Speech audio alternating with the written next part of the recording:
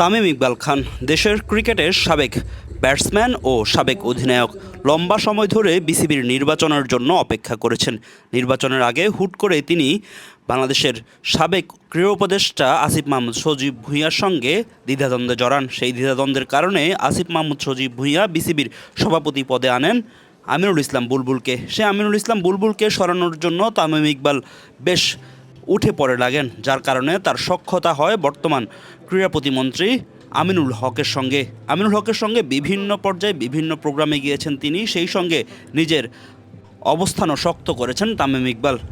শেষ পর্যন্ত বিসিবির নির্বাচনের অনিয়ম নিয়ে তামিম ইকবালের করা যে আপিল সেটি আমলে নিয়েছে জাতীয় ক্রীড়া পরিষদ।